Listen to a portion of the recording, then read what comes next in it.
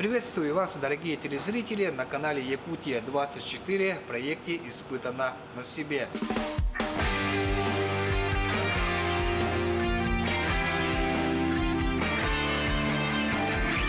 Испытано на себе. Сегодня я нахожусь в профи-маркете в поселке Нижний Бестях. Как видите, электрические инструменты. Сегодня мы испытаем два инструмента. Это у нас дрель-шуруповерт и отбойный дрель-шуруповерт фирмы Bosch. Сразу предупреждаю, что это не в рекламных целях. Мы просто испытаем на работоспособность этого мощного инструмента. Стоп, вы спрашиваете цену? Ну, этого, к сожалению, я не могу сказать.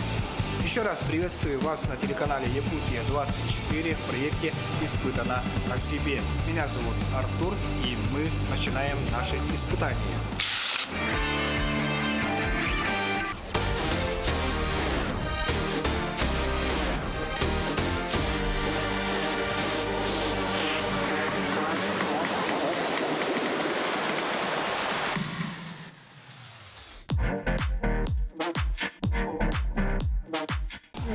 Оба профессиональные шуруповерты, которые находятся вот на стеллаже. Профессиональная, да? Это ударная дрель мощностью 110 ньютон на метр, да? Это первый вариант. И второй вариант, это, значит, более такой, скажем, ближе к общему использованию. Это на 64 ньютон на метр. Какие испытания ждут этих инструментов? Значит, по своим характеристикам, значит, это простая дрель, шуруповерт, две функции выполняет. Это значит сверление и работа шурупами, то есть закручивание, выкручивание. Значит, второй – это более мощный, профессиональный, одновременно ударная дрель, которая может, значит, работать в очень сложных условиях, ну, скажем так, по максимальной возможности, зависит от физической даже, это самое, возможности человека даже, который будет пользоваться. Также мы его будем использовать, его характеристики, скажем, использования не только для сверления железа, дерева и по бетону, в том числе и использование как бытовых, это для рыбаков. То есть мы выедем на реку и покажем работу по сверлению, значит, лунок. Дорогие друзья, мы вот пока все подготовили, сейчас уже начнем работать и тестировать.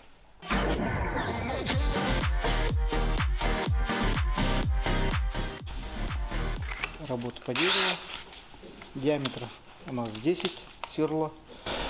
Значит, 60 ньютон на метр это у нас дрель. Используем. И показываю. Вот работа. Работа. Без всяких условий. Также мы сейчас будем резать металл. Это у нас лежит уголок 75, да? Сотка. Работа сверла.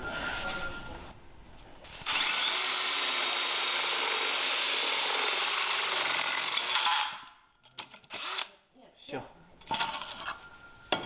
Это ушло у нас меньше минуты. Толщина 0,8 стенки. Дрель шуруповерт. Тоже смотрим. Она также может работать.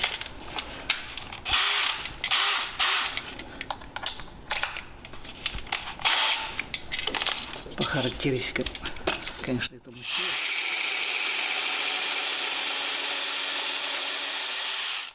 Сейчас мы работали как, скажем, на скорости на единичке, то есть по обороту уменьшили. Можем сейчас включить. То есть вообще не составляет труда. Кобальтовый, да, данная ситуация кобальтовая. Именно для металла. И показываем, как.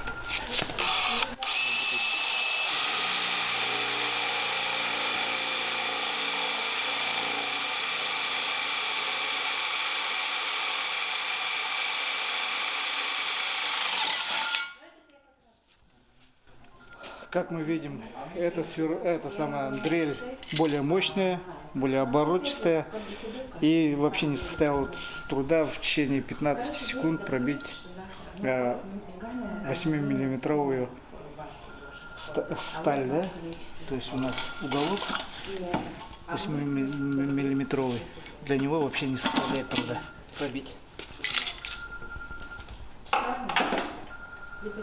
Следующее мы будем использовать любимую наших строителей.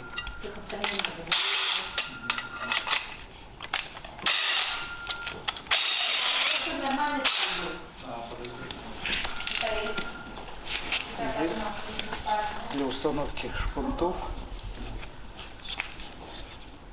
желательно ставить, значит, здесь малооборотистую скорость. Мы показываем.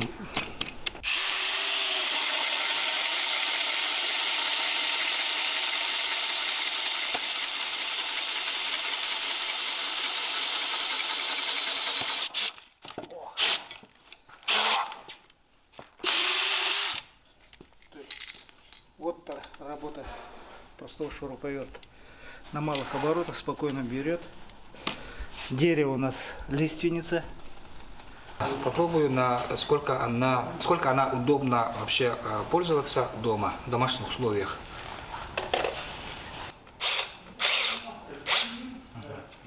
Вот это автоматически она.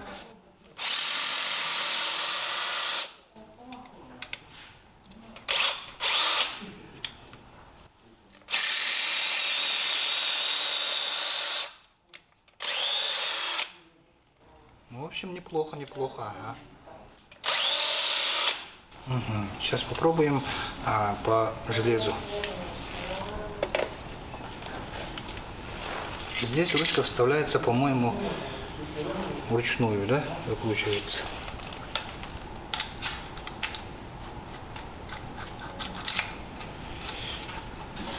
Да, она вручную закручивается.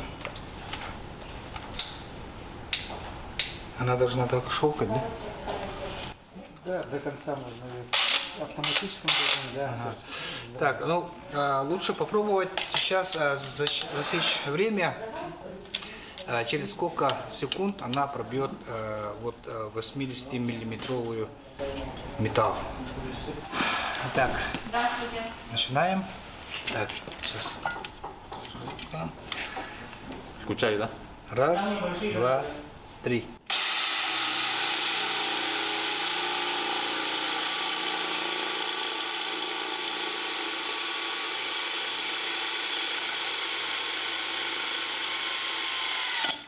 Ой. 23, 13. 14-13 доль секунды. Ну, почти 15 секунд получается. Дорогие телезрители, сейчас будет у нас самый интересный момент. Ради забавы мы попробуем момент сверления захватить в замедленном режиме съемки.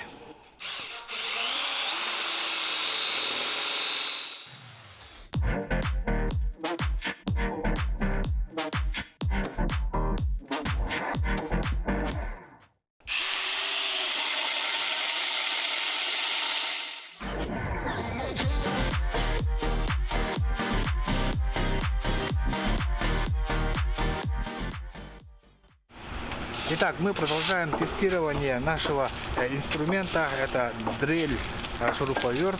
И мы сейчас попробуем третий этап нашего испытания. Мы попробуем это на бетоне. То есть на бетоне, да. Да. Предположим, я здесь хочу сделать что-то там повесить или что. Давайте здесь на бетонной основе внутри бетона может быть арматура. Да? Да, она здесь уже находится. Вот здесь. Тут металлическая труба Металлическая и труба может приложена находиться. к нему еще арматура. Ага. И поэтому мы выбрали специальный бур. Специальный нам может просверлить насквозь железную арматуру. Ну что ж, попробуем.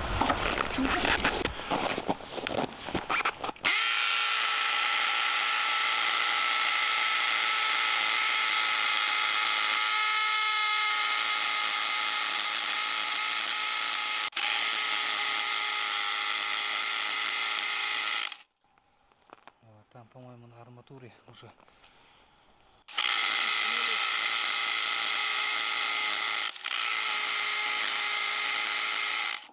Вот уже маленькие крошки железа.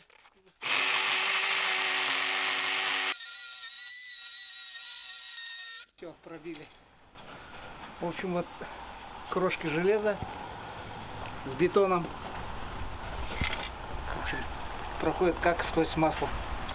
Пожалуйста, это у нас работа дрели мощностью 110 ньютон на метр.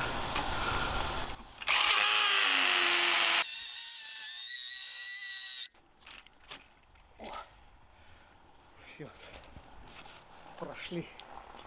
Пожалуйста, теперь можно устанавливать здесь любой анкер, крепить. Пожалуйста. Испытано на себе.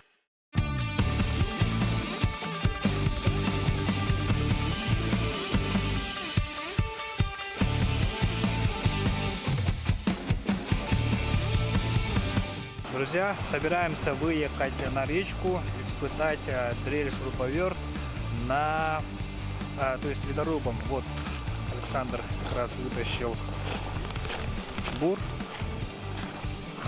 рыбацкий. Сейчас поедем. А мы будем на протоку, да? Или где рыбачат? Вообще по-якутски называется хомо. Хомо. А по-русски это, скажем так, заливчик, образовавшийся при упадке уровня воды на реке. Вот на этот залив мы едем.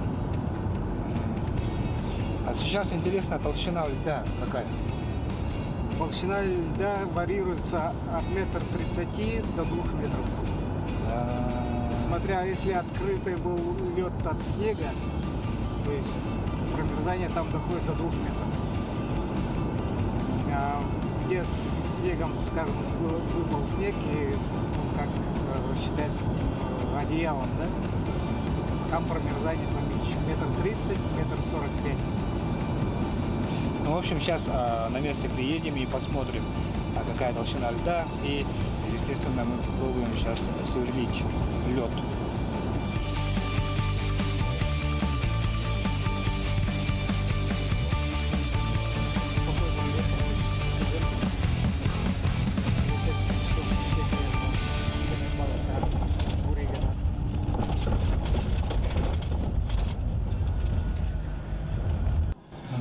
А есть кто уже вот пользуется этим инструментом? Ну, электрическим буром. Электродрелью, да, очень многие пользуются.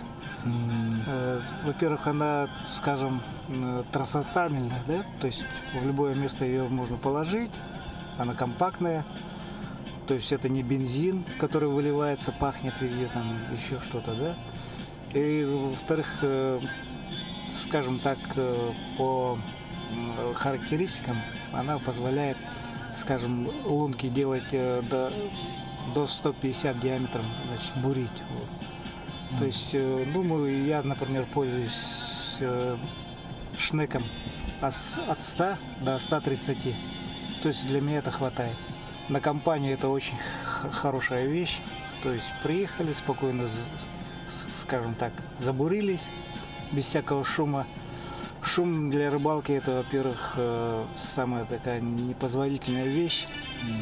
То есть мы с соседей начинаем там, если привозим мотобур, да, скажем, бензиновый, начинаем заводить, и вся рыба просто-напросто от шума убегает. Просто.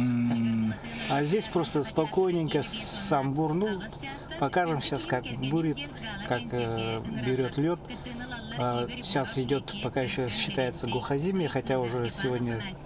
Ну, сейчас посмотрим, как будет вести себя, скажем,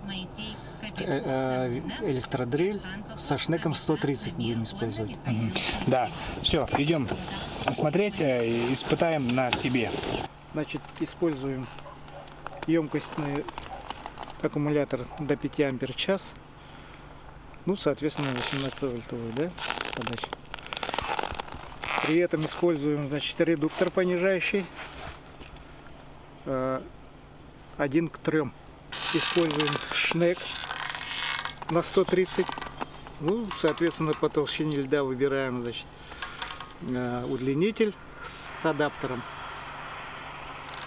Ну, устанавливаем.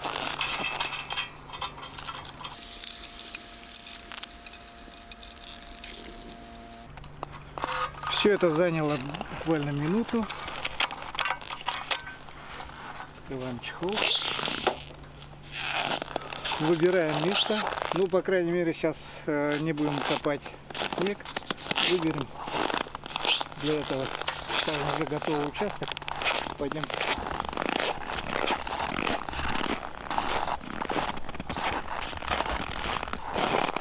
Это у нас тут до нас добуривался. Будем смотреть.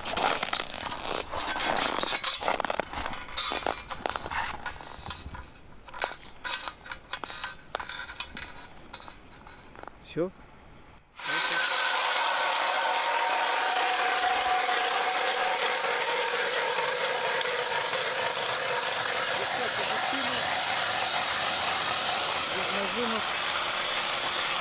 Спокойно ходит, чтобы, как всегда, шнек не оставлять и чтобы его не зажало.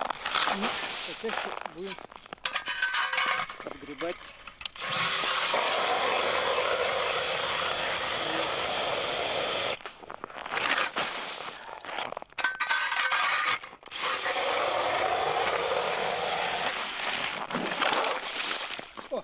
Лед здесь толщиной 1,5 метра, да?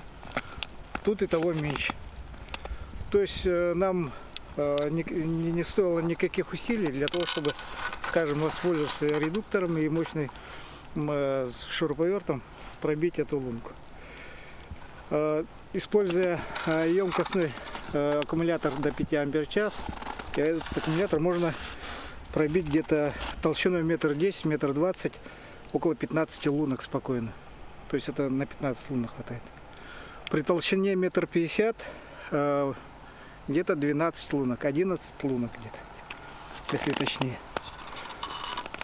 Это вполне достаточно, скажем так, для рыбаков. А в комплекте находится 2 таких аккумулятора в шуруповерте. Значит, итого можно будет более 25 лунок спокойно бурить толщиной 1,50 м. Мы сейчас посмотрели, как бурит Александр. Вроде как-то вот легко. Сейчас я сам попробую. Так, что делать? Какие действия? Действия, первое это выбор места. То есть, ну, предположим, мы уже выбрали. Да. Значит, берем, устанавливаем. Да. И есть вот рычажок для установки. Значит, это при включении, значит, то есть оттяжка на себя, он начинает срабатывать. Ага. То есть нужно держать его в полусогнутых руках, для того, чтобы при случае удара, скажем, или зацепа, защемления, руки могли самортизировать. Ну все, и все, не сильно вдавливая, начинаем. Он имеет уклон.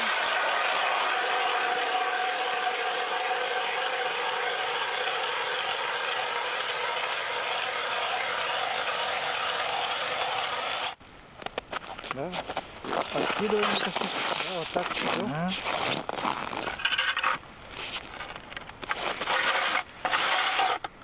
Так, дорогие друзья, это вообще удовольствие. Никаких усилий не нужно, даже нажимать не надо. Просто как по маслу она сама заходит. Фантастика.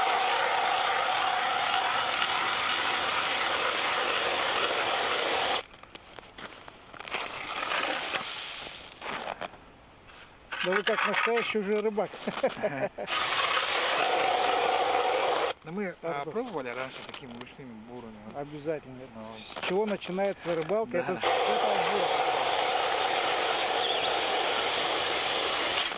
Ого. Всё, стоп. Ой. Берем. Я просто минуту. Все. Да, когда она То есть просверлила, даже- то есть не надо. Да, Артур даже не ожидал, что так быстро и легко Да, может вообще. пробить лунку. Ну еще можно попробовать. Давайте еще раз. Еще раз попробуем.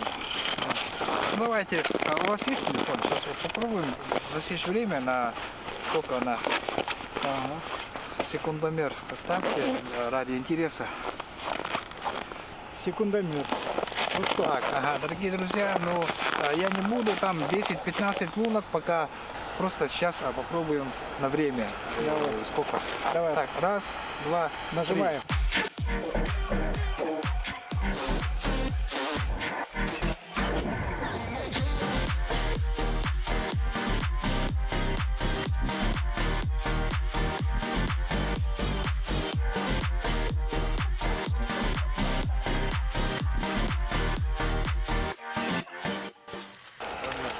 40 секунд. 40 секунд. Вот, видите, даже Человек второй раз в жизни бурит дырочку. Дайте. у меня что-то это не получается. Обратно достать. Вот, сейчас можно и спокойно сидеть и рыбачить. Прикольно. А зимой минус 50, минус 45, там аккумулятор как выдерживает? Значит, вообще в глухозиме при минус 40 градусов, ну даже от 30 градусов используются чехлы. То есть сам аккумулятор, он замерзает, ну как все батареи, да, скажем. Это хотя и литием, но он более-менее выдерживает холод. Но на него одевается обязательно чехол. В случае долгого нахождения на улице, значит, просто берется, снимается и заносится в тепло. Очень легко. А сам мотор, он спокойно выдерживает любые температуры, то есть без боязни можно на улице оставить, если кто-нибудь не утащит. Тоже такой есть момент. Вот, легко ставится, легко снимается тоже, пожалуйста, отсюда. Можно просто с редуктором даже унести его, да?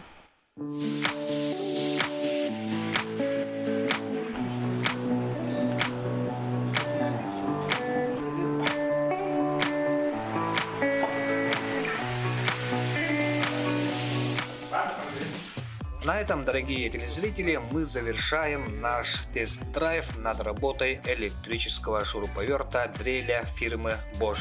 В конце хочу добавить от себя несколько упущенных моментов при испытании электрического инструмента, что дрель данного производителя отвечает по качеству работы по всем стандартам.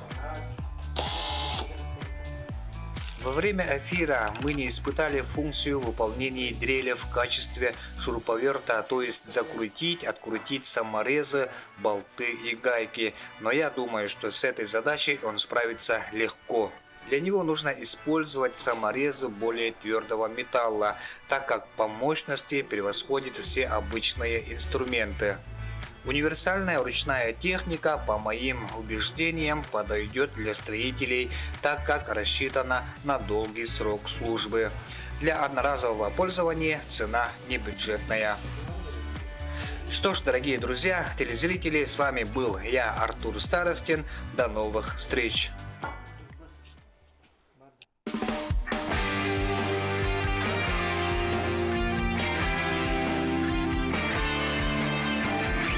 Испытано на себе.